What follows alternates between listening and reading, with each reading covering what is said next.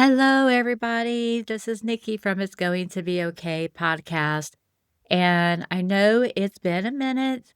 I have been completing a project and definitely going through some things like personally. So I ended up not putting any content out for the last month. I did not realize it had been that long actually until I went to go check on my stuff. And I'm like, oh my God, I had it.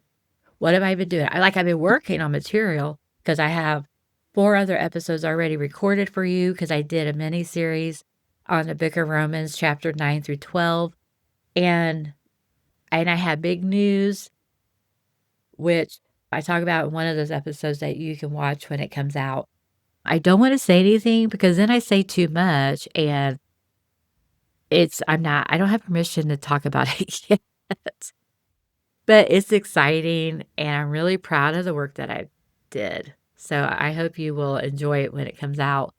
But I had already recorded this episode, and then ding dong me went and deleted it like a dork. So I'm going to do it again, and it's going to be better than the first time. So maybe that's why that happened. Don't you think that's why it happened? Because it's going to be better than the first time? Yeah, I think so. Because that's just how I am. So I've talked about this in my other episodes and I know I've talked about it, where I am part of an online Bible study group, and it's a wonderful group. I would urge you to join. It's called the Bible Study Co. with Diana Koku, and I love her to pieces. So we read the Bible. We meet on Saturdays and Sundays, whatever. There's 4 different times you can meet, whatever time is best for you. They do a soak, which is called she gives us a passage to read, and you pick out a scripture that talks to you, write an observation about it, how you're gonna apply it to your life, and then you write a prayer about what you read. And you can share if you want, you don't have to share, and then there's a lesson. And Diana's wonderful where she's such a nerd. So also there is a daily Bible reading plan that goes along that you're free to access. And with each Bible reading that you do, there is a little lesson or history. It's 3 or 4 minutes long. But Diana loves to explain what you've just read, and I love that. I love that to pieces. Anyway, I've been part of this group for 3 years now, and it has enriched my life tremendously. And honestly, the past year, I have read my Bible every day, and that's like the first time in my whole entire life. I read the Bible regularly, but not every day. Now I can say I have, and it's blessed me beyond measure. So, right now we're in the book of Romans, and I wanted to start off. This is chapter 3, verses 9 through 31. It was a soak that we did, I don't know, a month and a half ago, maybe. But anyway, or a lesson that we did then. But it really talked to my life, and I got a lot of juicy nuggets out of it. And so I want to share with you today about that. So, when you feel like you're not enough. Oh, before I get started, if you're watching on YouTube, because I always forget, please comment, like, and subscribe. Thank you. When you feel like you're not enough. Oh my gosh. We've all had those feelings. So have you ever felt no matter how hard you try, it's still not enough? And that's how I felt. People have made me feel this way, and I know I've made other people feel this way because I am a perfectionist, and then you have shame, anxiety, and trying to get it right with there's always I'm always trying to get it right with somebody in my life, you know?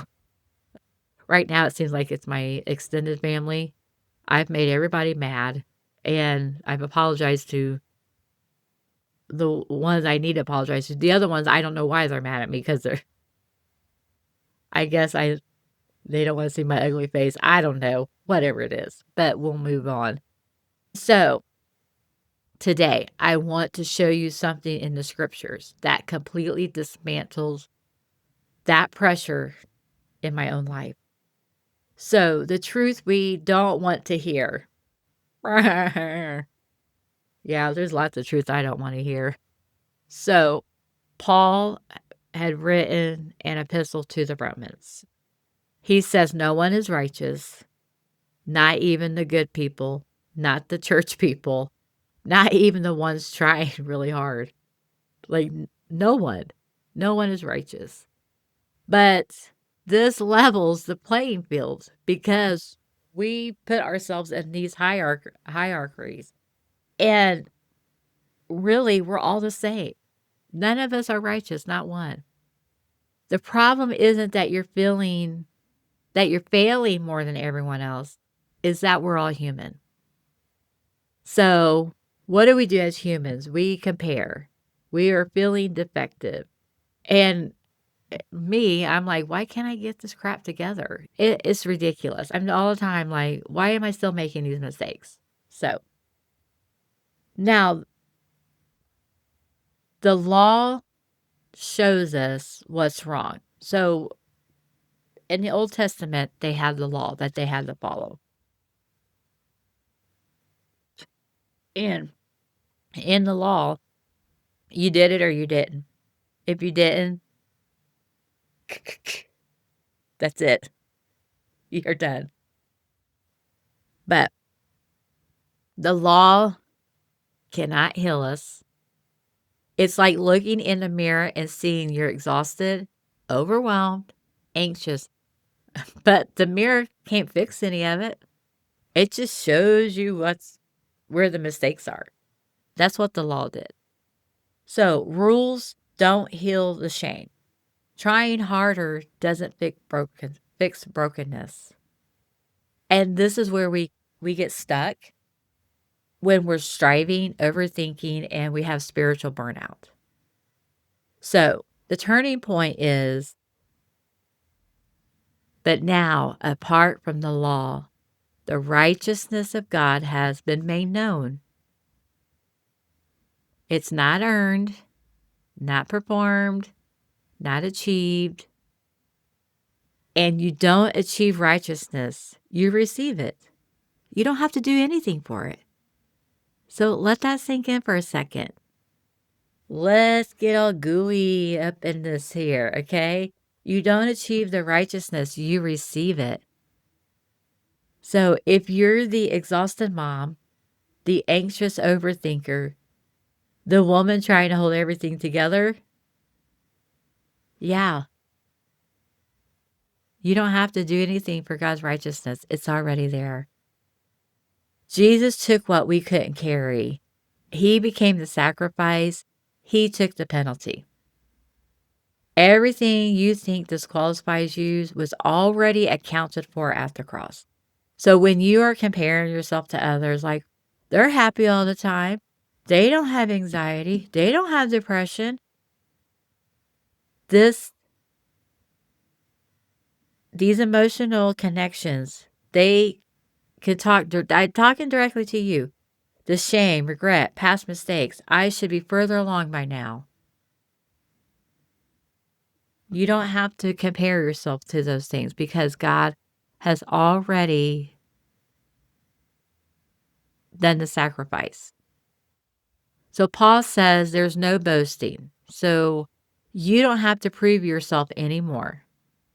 You don't earn love. You don't earn the peace. You don't earn the worth. This is where people feel the freedom. So I know, right? It's hard to believe you don't have to earn the love. You don't have to earn the peace or you don't earn the worth because you're already have his love, his peace, you are worthy. And so this is how faith can change how we live. Grace doesn't make you careless. It makes you transformed. When you finally stop striving, you start living differently. Wow. I know when I'm like mentally trying to work through something, And I think and then finally, I'm like, I just give up and just relax. I'm like, "Okay, whatever." It comes to me. How many times has that happened to you? It's happened to me a lot of times.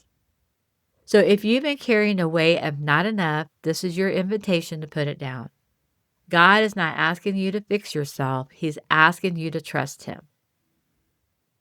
It's going to be okay.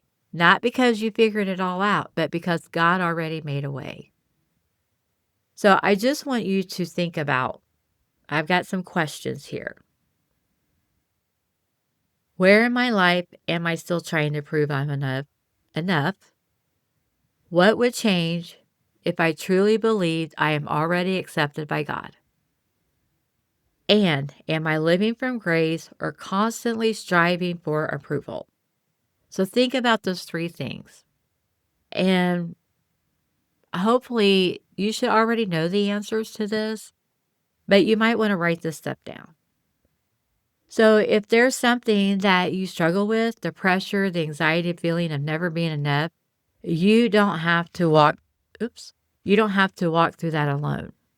This is exactly the kind of work I do in coaching, helping you move from striving to peace, from overwhelm to clarity. And so you can reach out to me on YouTube or Facebook. Those are the two places I only and Instagram because it's connected to Facebook. But those are the two places I am on social media. I have accounts on everything else, but I don't post there anymore. It was just too much. So I had to cut out some stuff. Anyway, but I would love to work with you, answer any questions you have. Please, if you're watching, comment, like, and subscribe. And remember, it's going to be okay.